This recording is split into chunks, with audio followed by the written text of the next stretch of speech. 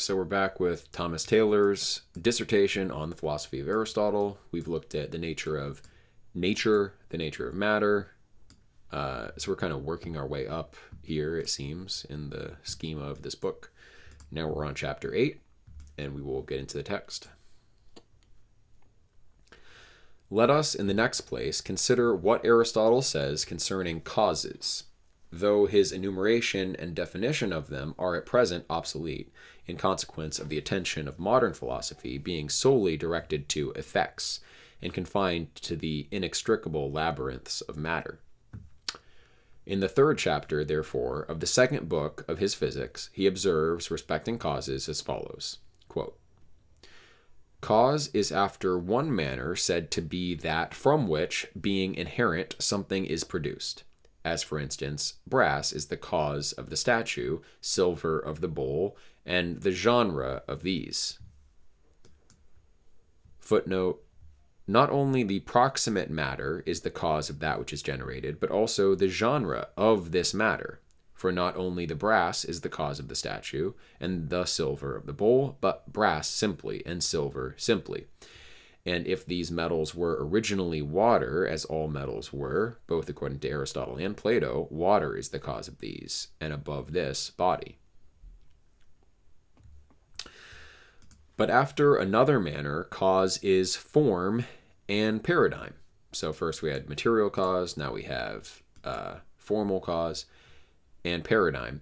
And this is, and of course, Neoplatonists kind of separate formal and paradigmatic cause. Aristotle's just dealing with formal cause. And this is the definition of the essence of a thing and the genre of this. Interesting then. I guess Aristotle sort of covers that in that the genre of the essence of a thing is more like the paradigmatic cause of it, as described by Neoplatonists. So that's interesting to note. Thus, for instance, the form of the diapason is 2 to 1, and in short number, and the parts which are contained in the definition.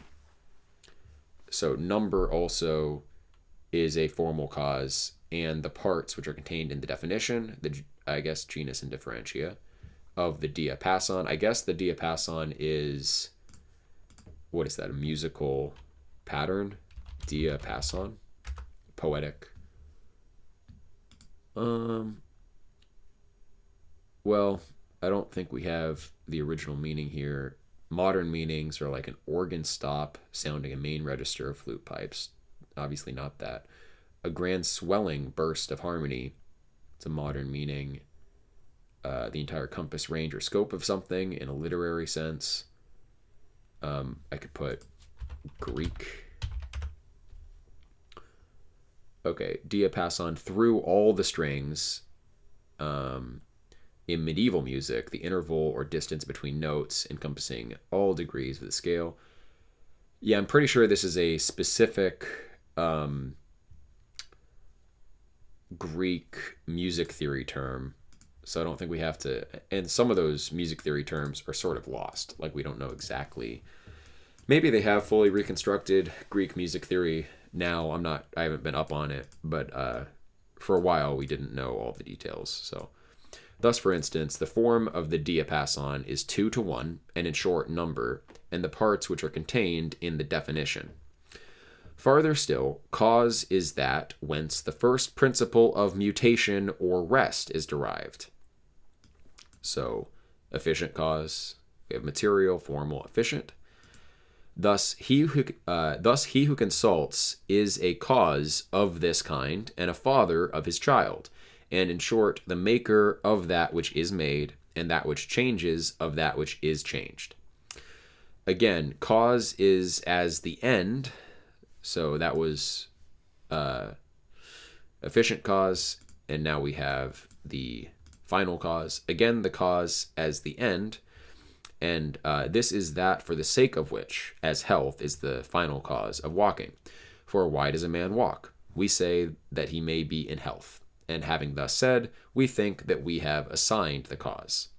This cause also is seen in such things as are for the sake of the end, when something else moves which has an intermediate subsistence. Thus, leanness or purgation or medicines or instruments are for the sake of health, for all these are for the sake of the end. So yeah, it's interesting. We have kind of the anticipations of instrumental and paradigmatic cause. The paradigmatic cause is in the genus sense of formal cause. So the formal cause is the, how did he phrase it precisely? Yeah, the definition of the essence of a thing. Definition of the essence of a thing. So the essence of a thing, and then the genus of which that essence participates is more like the Neoplatonic notion of paradigmatic cause. And here he mentions that instruments are for the sake of an end, so instruments kind of fall under final cause. Okay, so Neoplatonists talk about instrumental cause as a separate thing. And that's relatively late. Not even Proclus, I think, mentions instrumental cause. Olympiodorus does. I think Damascus does. They differ, however, from each other because some of them are works and others instruments. Causes, therefore, are nearly predicated in so many ways. Yeah, why nearly? What does that mean? So this is a Taylor footnote. Aristotle, says Simplicius, adds the word nearly, either because causes properly so called are predicated in so many ways, since there are also many causes according to accident, as he says, or he adds this word through reverence of Plato, who co-numerates the paradigmatic cause with the proper causes. Okay, so apparently Plato also mentions the paradigmatic cause explicitly by name. I don't know where, but okay.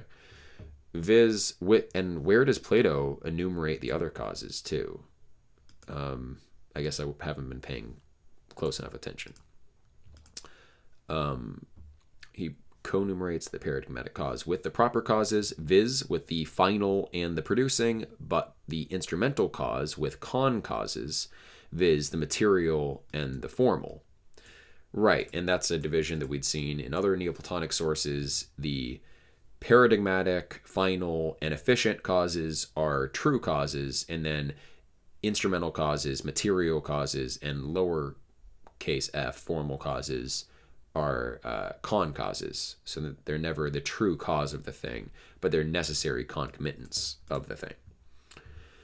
But if there is so great an order in causes that some of them are first by nature, i.e. the efficient and the final, and are causes properly so called, but others are rather con causes, such as matter and form, causes are very properly said to rank among things which are multifariously predicated, but not among things which are distributed as from one genus. So multifariously predicated, he means predicated homonymously, or what's the other term that's translated? So we have homonymous versus synonymous, or another way of putting that is that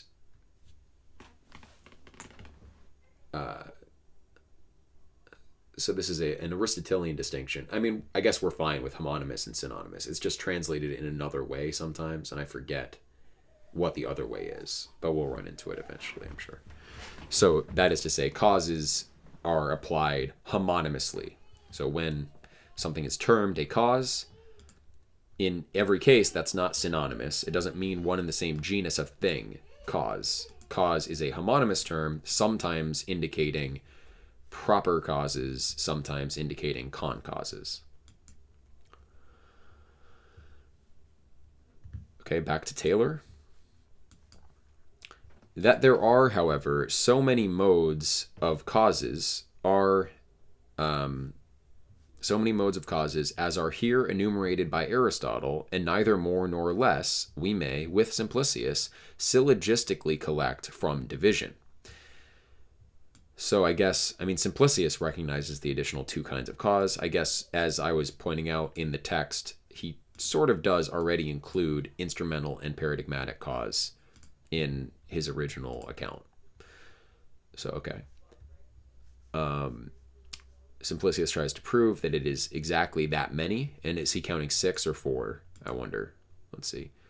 So by a division, we can prove that that's the number, previous to which thus much must be observed, that those are causes through which being is such as it is, and that which is generated, and through which, when interrogated, we assign the why. Natural things, therefore. So when are we going to get this Simplicius division? Hopefully we see he gives us a Simplicius quote to that effect. But all right, we're going on with Taylor for now. Natural things, therefore, being composites from matter and form, are that which they are, and are generated that which they are generated, either through the things which give completion to them, or through externals, in whatever manner they may communicate with them. Okay, so they are either by the things which give completion to them, or through externals, in whatever manner they may communicate with them. So either what completes their essence as they are, so natural things, natural bodies, what completes them and makes them what they are, or like accidental properties that they are passive to. So the agential things, we were just dealing with this in Porphyry, agential things that go into natural bodies are causes in this second sense, in that they're communicated to the natural bodies, those accidental properties, and then that which completes the natural body is more like the essence, so to speak, of the natural body. Of course, in the Platonic sense, natural bodies don't have essences, ousias. Ousias are always necessary beings, but in a manner of speaking, we can say there's an essence to a physical body. But matter and form give completion to them, and on this account they are material and natural. If also, okay, so that which gives completion to them, matter and form were said to be concauses, but they also give completion to the natural body. So I don't know what he means by on this account they are material and natural, but okay. Matter and form are grouped into what makes a natural body what it is by giving completion to it. If also it is inquired why sensibles are endued with interval, intelligibles being without interval, we reply it is because sensibles are material. Okay. So yeah, it's interesting then. The material and natural are things that are concauses, but also they give completion to bodies. I guess if they're necessary concauses, then they would have to give completion to something. But okay. But why do the heavens possess such a facility of motion? Because being spherical, they proceed, according to Plato, on the smallest foot. And these are assignations of causes from matter and from form, to all which things that in an elementary manner give completion to the composite are referred. Okay, so I guess now are we doing this division proving the number of the causes? That's a little bit unclear. But okay, all right. We're just going to keep going. But since all natural things are generated, according to Aristotle, and everything generated has a cause of its generation, it is necessary that there should be a cause that makes and fabricates generated natures, and from whence the first principle of motion is derived. For the principle of motion is twofold, the one being self-motive, the other immovable. For that which is alter-motive will evidently not be the principle of motion, but the self-motive nature will be the principle of motion, as possessing in itself that which is motive. This, however, is not properly the principle, because it is itself also moved.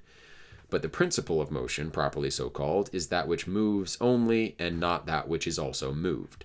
So that the most proper producing cause of generated natures will be that which is immovable, eternal, and which always subsists according to the same and after a similar manner. So then, in other words, the true efficient cause of all things will be the demiurge for Plato, or the thought thinking itself for Aristotle. And other things are said to be efficient causes only by analogy to the true efficient cause, which is the unmoved mover. But much honored intellect is a thing of this kind. Okay, so it's not just the unmoved mover, but intellect in general, which is not moved. Oh, and yeah, we saw in Porphyry too. Porphyry treats, and Porphyry he tries to stay pretty close to Aristotle, I think. Porphyry says that all incorporeals are immovable, although they move, obviously, like soul and intellect. So here Taylor is just talking about intellect, but we could say that dianoia, the essence of soul, is included in intellect, senso, or sensu lato. But much honored intellect is a thing of this kind, an unmoved mover. So I was wrong to say just the demiurge or just the efficient cause, or just the unmoved mover at the highest level. We also, intellects in general will be kind of mini unmoved movers. And next to it, soul. For though she is moved, yet she contains that which moves or is motive in herself. So yeah, soul is not unmoved. It is impassive, but not unmoved because it moves itself. So it's not passive because it is the agent of its own motion. So that's an important distinction. Soul is impassive, but not unmoved. It is moved, but also it's an agent, not a patient. Hence, Aristotle thinks fit to call her, the soul, rather immovable, considering those things as alone moved, which are corporeally changed. So soul is called by Aristotle immovable, even though in a certain sense the soul is moved, but it's self-moved.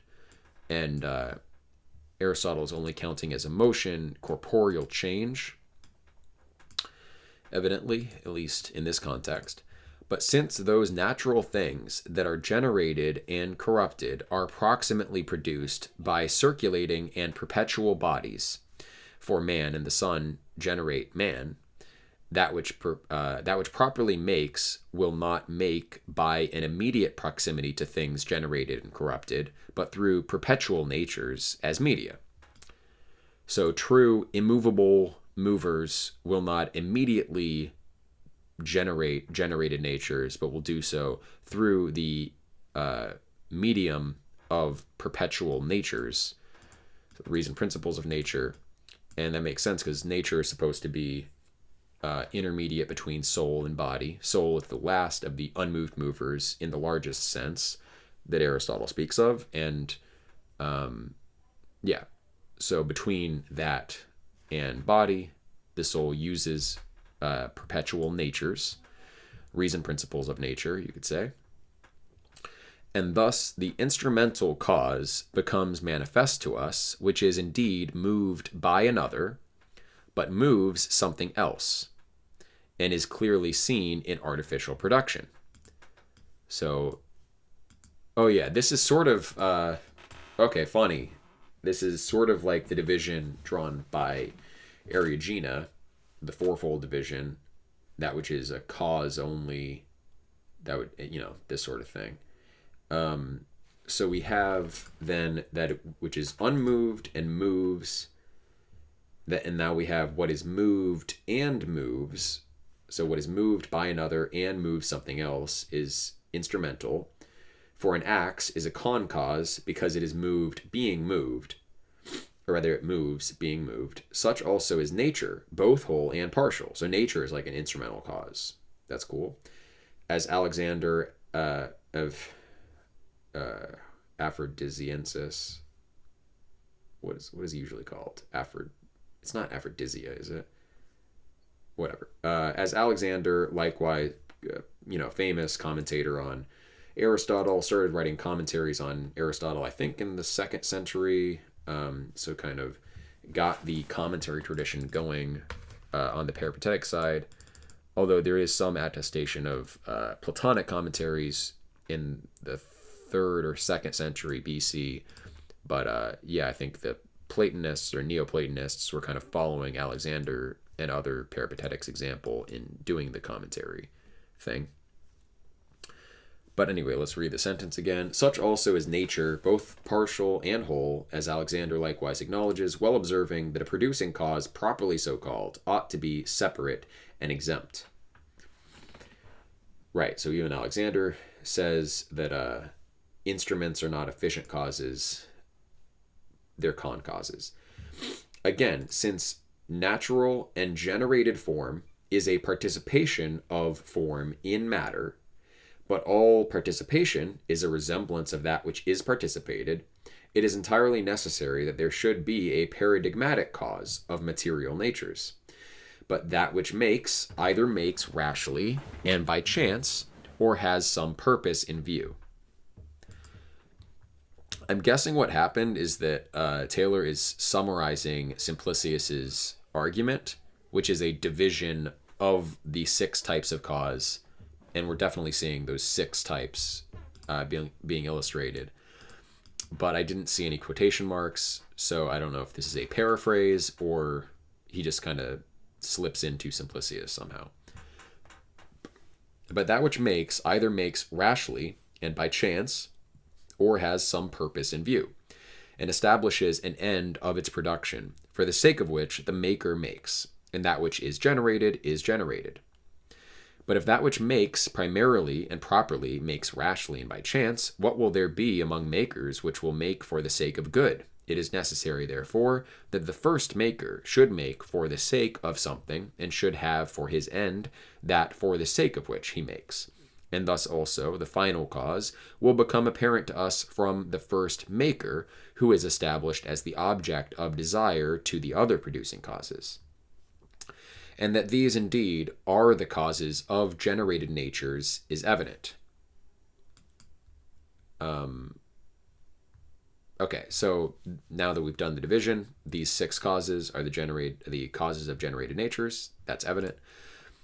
But that there are only these may be seen from division. Okay, so finally, we haven't gotten the division. He was just enumerating the causes, I guess. And now we can prove they're exclusive from this division. For that which is generated, which we call natural and a composite, is a certain subject, is in a subject, and is nothing else. Okay? It is likewise either self-subsistent. I see what they're saying. So it's either a subject or it's in a subject, and that's exhaustive. It is likewise either self-subsistent or derives its being from some other. Okay. If, therefore, it is self-subsistent, it is impossible that it should be generated in a part of time, and that it should be corporeal and divisible. Hence, it must have some other producing cause beside itself, and this must either be moved or immovable.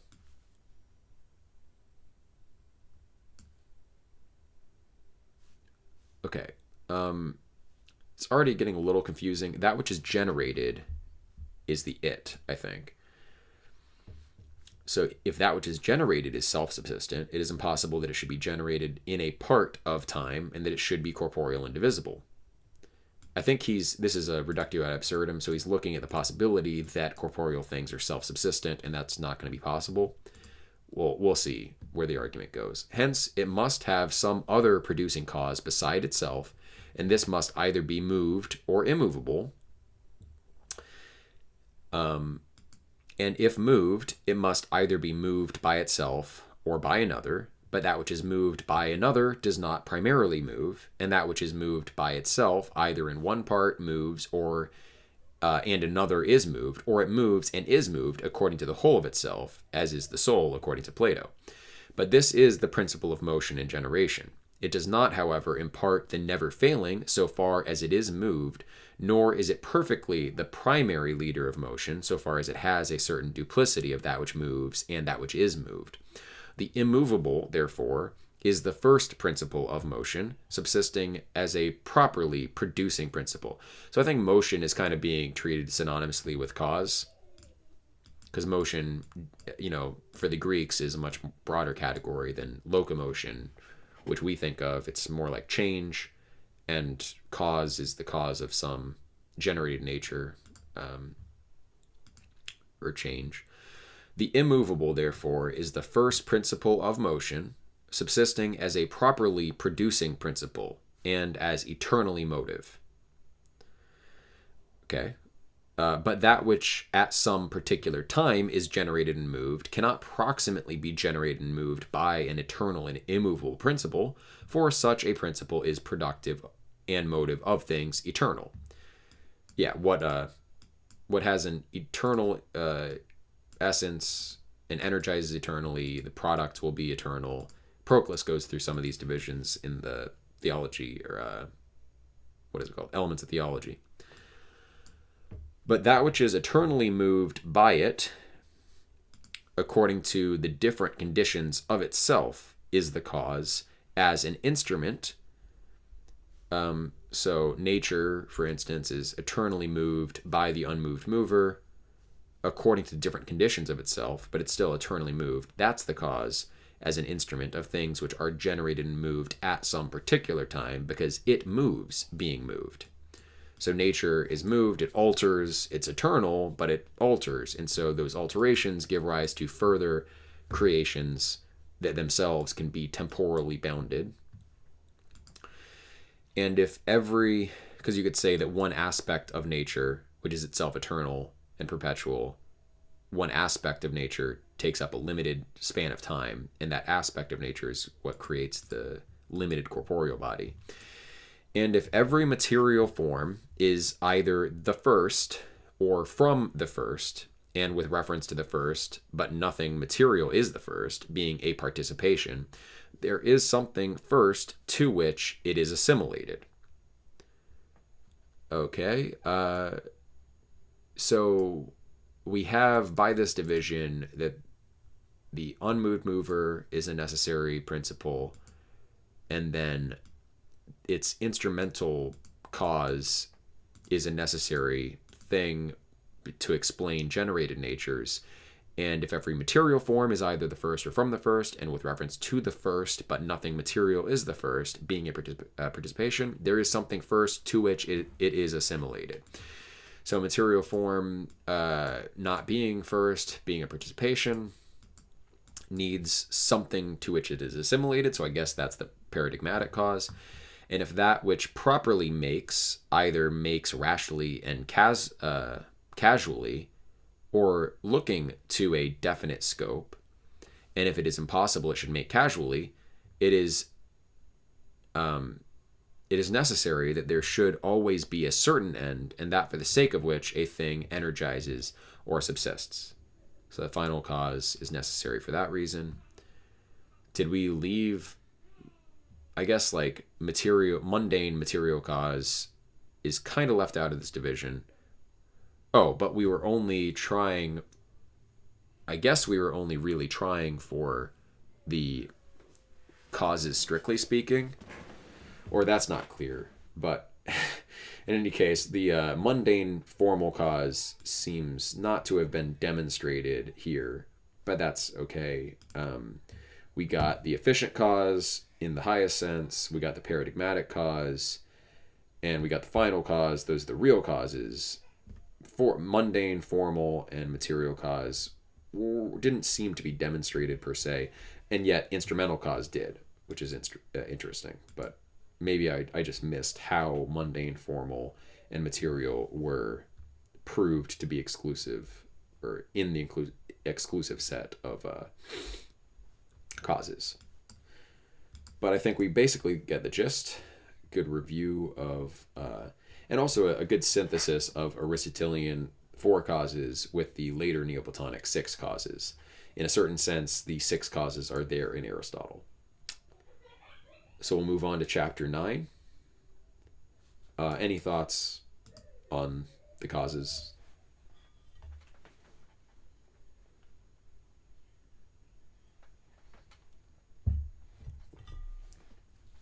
Okay.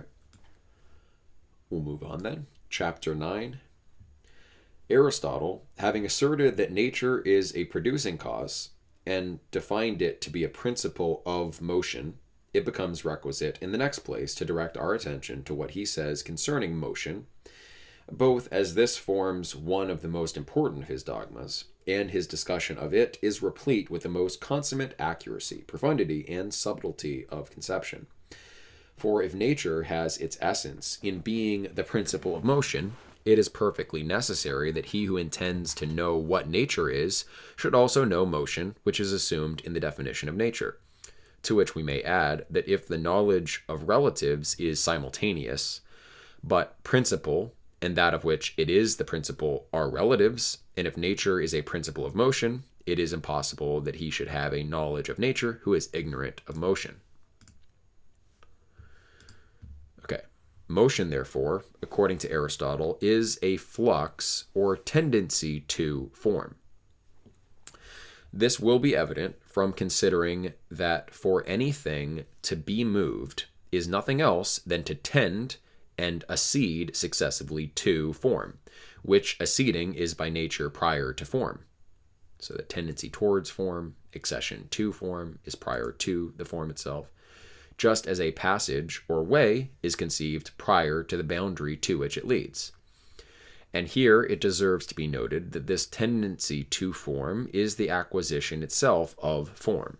And this acquisition of form is in reality the same with the form that is acquired. So I don't know what he means by reality there, but okay.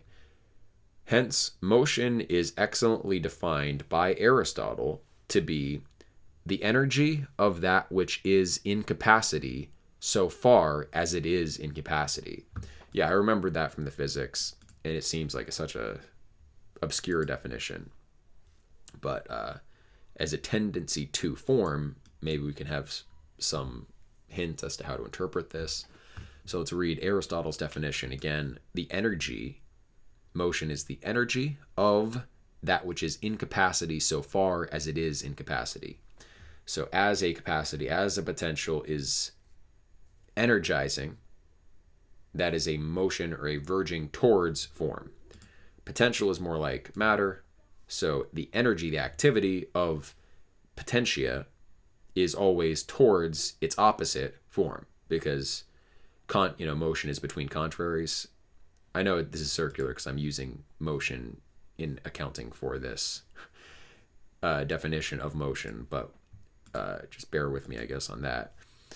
But yeah, motion is between contraries, so form, potential is contrary to, matter, potential is contrary to form, actuality. So the energy, the activity of capacity, insofar as it is capacity, is always towards, therefore, form. Because what else could it be moving towards? Motion is between contraries. So motion is a tendency to form. It's the energy of capacity. It's not capacity per se. Motion is not capacity, but it's the energy of capacity. Because what is that which tends towards form? It can't be formal, so it has to be material, therefore potential. So it's the tendency of potentia towards actuality, towards form. I think tendency towards form is a much better definition. All right. So the energy of that which is in capacity so far as it is in capacity, whereby energy must be understood the tendency to form, which is the perfection of the movable thing, or of that which is in capacity. The movable thing is that which is in capacity, and tendency to form, form being the perfection of the movable thing. Yeah, so that energy is the tendency to form, which is the perfection of the movable thing, or the actualization of the potential. Thus, for instance, the acquisition of heat is motion, because it is the energy of the water which becomes hot, and which is in capacity to some new degree of heat. so far as it continually proceeds to it. In this definition, therefore, energy is in the place of genus, which particle excludes whatever is in no respect energy. So motion is a type, therefore, of energy, a kind of energy. So what's the differentia? It's a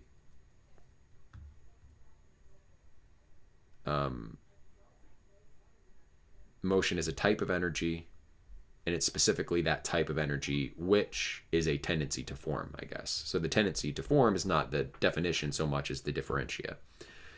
So to complete like Taylor's formulation of the definition, we could say that motion is a type of energy which is a tendency to form.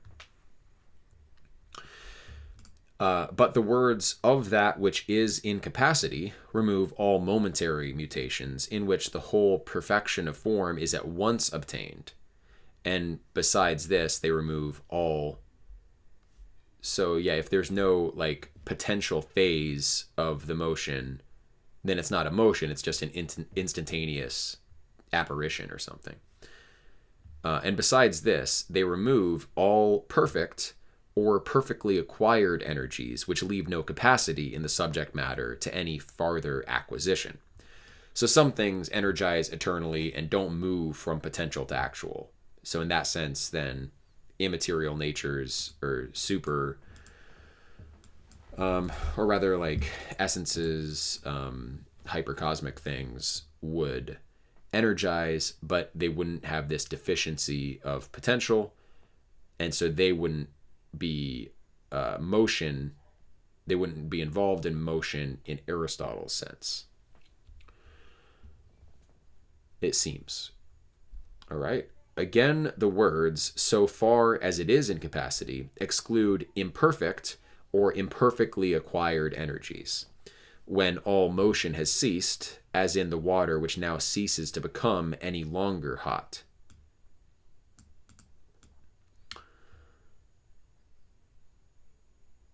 They also exclude corruptive motions, since Aristotle, by the words incapacity, understands a capacity for the acquisition of energy and perfection. From this definition also, it is sufficiently evident that all motion, properly so called, is at the same time both successive and continued, so that other mutations are improperly denominated motions.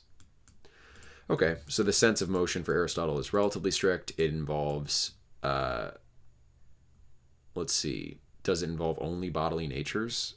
Because the soul is in some respect moved. But Aristotle calls the soul a kind of unmoved mover, evidently. I don't recall from the physics, but this is what Taylor says. I actually want to go back a little bit and review some of this text again, just to clarify in our minds what's going on.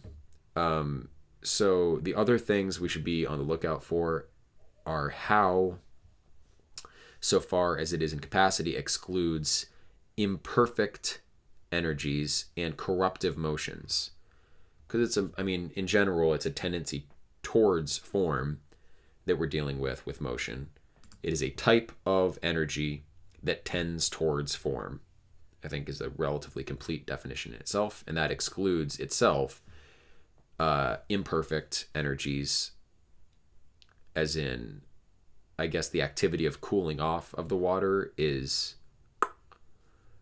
no longer becoming hot, so like via negativa kinds of motion, which is interesting. The heat is then kind of privileged over the coolness of the water. You would think like the cool water would also be a form that the water could move to, but okay, let's go back up and read a good amount of this again just to absorb it better. Hence, motion is excellently defined by Aristotle to be the energy of that which is in capacity so far as it is in capacity, whereby energy must be understood the tendency to form which is the perfection of the movable thing, or of that which is in capacity.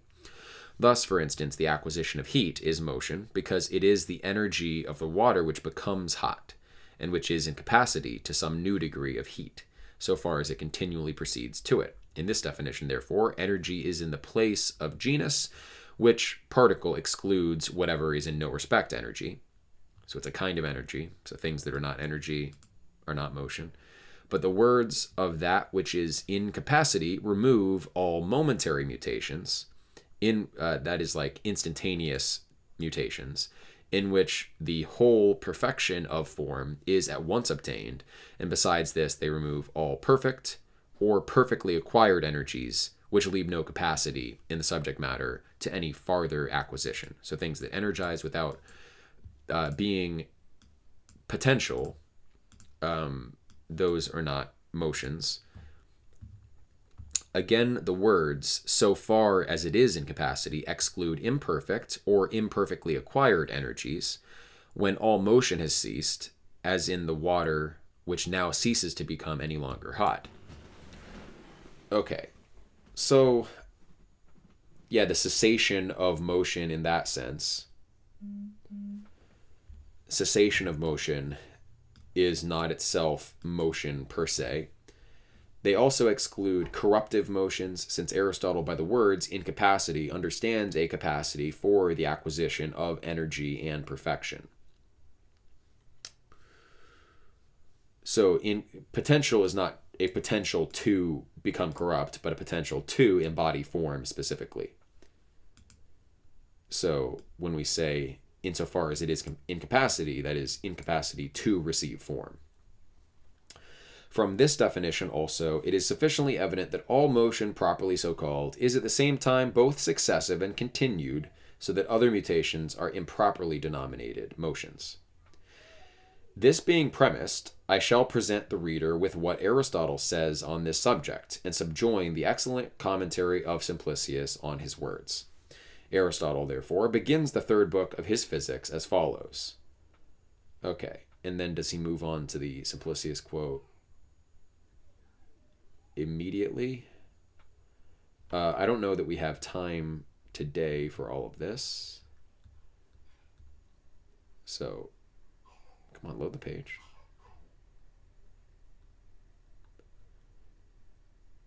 Okay, I guess we'll start on it anyway. Aristotle begins the third book of his Physics as follows. Quote, since, however, nature is a principle of motion and mutation, and the method with us is concerning nature, it is necessary that we should not be ignorant what motion is, for this being unknown, nature also must necessarily be unknown. And as we intend to define motion, we must also endeavor, after the same manner, to discuss those things which are consequent to this. But motion appears to belong to things continuous, and the infinite first presents itself to the view in that which is continuous. Okay, motion appears to belong to the continuous, and the infinite is involved in the continuous. Hence, it frequently happens that those who define the continuous employ the nature of the infinite, as if that which is divisible to infinity is continuous. To which we may add that it is impossible for motion to subsist without place and void and time. It is evident. So place, that is, it has to be local. It has to involve, by void, we can maybe interpret potential. It has to involve potential for a form. And time, that is, it's successive. There is some transformation through time. It is evident, therefore, that for all these, it is evident, therefore, that for these reasons, and because these things are common and universal to all things, we should, in the first place, make each of these the object of consideration. Place, void, and time, I guess that is. For the speculation of peculiarities is posterior to that of things common. So all motion must have place, void, and time involved. So we should learn what the species of motion has in common before we, all the species of motion have in common before you learn what differentiates the different motions from each other. But first, as we have said, we must direct our attention to motion. There is then something which is in energy only, and there is something which is both in energy and capacity. 5. So I guess subjoining the commentary of Simplicius is mostly going to take place in the footnotes, it seems. So, being which is in energy alone is, as Simplicius well observes, in the essences of things unbegotten and their essential energies. But that which is both in capacity and energy, according to all the predicaments, is in generated natures. And again, things simply in energy alone are immaterial and first forms, for these cannot become anything else than what they were from the beginning. They are beings, not things that become. But things which subsist, both in capacity and energy, are the composites from matter and form. Right. So natural bodies are both in capacity and energy. Matter alone is just capacity. Form alone is just energy. The capacity, or the combination of the two, is what has both. For these are in energy, indeed, so far as they have now a certain form and disposition in energy, as for instance brass, but they are in capacity because they are capable of receiving another form, as brass, that of a statue. But an ethereal body is essentially an energy alone, for it will never be changed according to essence. It participates, however, in a certain respect of a subsistence in capacity through local motion, and the participations differing from each other which are produced by it. For such a body is not everywhere at once, nor is the mixture of all things in it always similar, as is evidenced by the effects of different celestial figurations being different. So the mixture of all things in it, the only way I can just make easy sense of that is to say what he's saying is that the energies that the celestial bodies emanate and participate of differ according to their local position and relative position to each other. And this only makes sense seemingly in an astrological context. So he's referring to the influences of the heavenly bodies. So their local position changes, and the mixture of all in all changes according to their relative positions. That is, the energies emitted by, say, Mars depend on its aspect with respect to the various houses and signs and etc. Simplicius further observes that Aristotle does not divide being as a genus into a subsistence in energy and a subsistence in capacity and energy, but as an anonymous word. I think he means here homonymous. And that a subsistence in capacity is one thing and capacity another. Likewise, that a subsistence in energy is opposed to a subsistence in capacity and energy to capacity.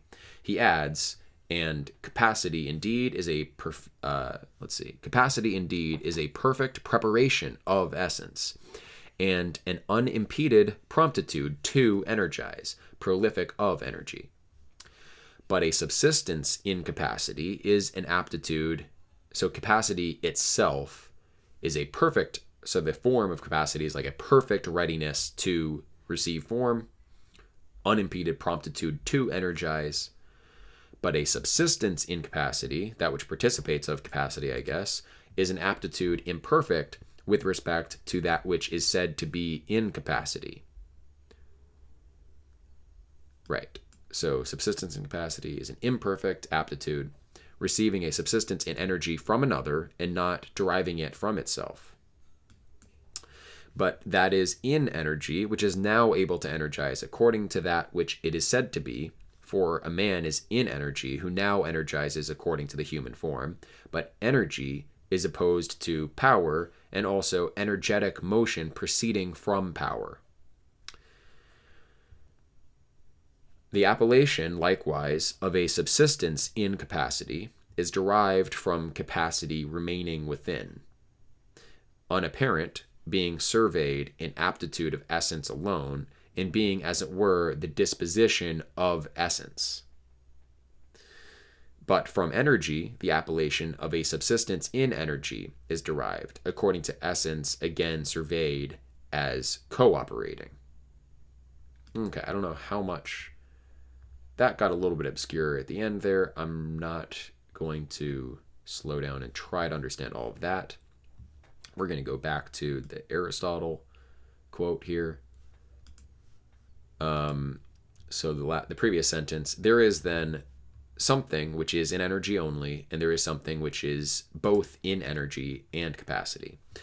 One thing also is this particular thing, another so much in quantity, and another of a certain quality, and in like manner in the other categories of being. But of relatives, one is predicated according to excess and defect, another according to the effective and passive, and in short, the motive, and that which may be moved, for the motive is motive of that which may be moved, and that which may be moved by that which is motive. Motion, however, has not a subsistence separate from things, for that which is changed is always changed, either according to essence, or according to quantity, or according to quality, or according to place. Essence, quantity, quality, or place. And we might just finish footnote 6 and then wrap up. So footnote 6 occurred here. Motion, however, has not a subsistence separate from things. 6. Since, says Simplicius, the philosopher from Lycia, i.e. Proclus, asserts that this one dogma alone concerning motion of Plato and Aristotle is discordant. So Proclus asserts that this dogma about motion is what Plato and Aristotle disagree about, since the latter, Aristotle, asserts that motion is not separate from things and subverts its subsistence as a genus. So motion is predicated homonymously, not synonymously. Genuses or genre are predicated synonymously of things. So if motion is not a genus, or anyway, motion is applied differently in different senses, or forget what I'm saying. Let's just read the text. Motion is not separate from things and subverts its subsistence as a genus. That's what Aristotle says, and that's the consequence of what Aristotle says. Motion is therefore not a genus. But the former, Plato, says that motion is one of the genre of being. So motion is a genus and is synonymously predicated. In the same manner as essence, sameness, and difference, it will be better to evince, if possible, the concord in this apparent dissonance. So Simplicius going against Proclus here. Proclus is pretty anti-Aristotle at times. Simplicius wants to harmonize them far more. And there may be a political motive there because the late Platonists were being persecuted by the Christians, and the Christians ended up being more friendly to Aristotle's philosophy and emphasizing Aristotle's philosophy because it wasn't as obviously pagan, right? You read the dialogues and the Greek gods are everywhere. You read Aristotle and it's kind of like a secular treatment of things, more or less. So Aristotle, as the more secular sounding Greek philosopher, was less threatening to Christianity. So it makes sense then that Simplicius wants to preserve Platonism by saying Aristotle actually was a Platonist. But okay. It may therefore be readily said that Plato, surveying what he calls the genre of being in the intellectual order as the first separate causes of beings, very properly unfolds motion and permanency and the other genre as subsisting in themselves. Right? So that's just stating the same doctrine of Plato that Proclus was indicating. For as union is ineffable in them, so likewise is their purity unconfused. But Aristotle, inquiring concerning natural and material motion, this is in the physics, so that's the typical move that Simplicius will make. He'll say, in this work, Aristotle is addressing this aspect of the thing. So in the physics, he's talking about that aspect of motion, which is natural and material. So he very properly surveys a motion of this kind in things that are moved, for motion in these does not subsist by itself. Hence he also adds, quote, for that which is changed either according to essence, or according to quantity, or according to quality, or according to place. End quote. But that mutations and the categories properly subsist in generated natures is manifest to those who have diligently considered them.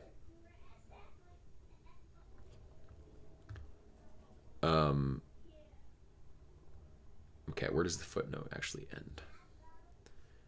We have 2 minutes left. I hate to leave off in the middle of a footnote, but we're going to have to because I have something at noon. So we'll probably go back to footnote 6. We'll pick up right here. Motion, however, has not, or we might because this is an awkward place to end. Apologies for that. But we'll pick up, remind ourselves what's going on, and then read the rest of that footnote. So that's it for today. Thanks, everybody,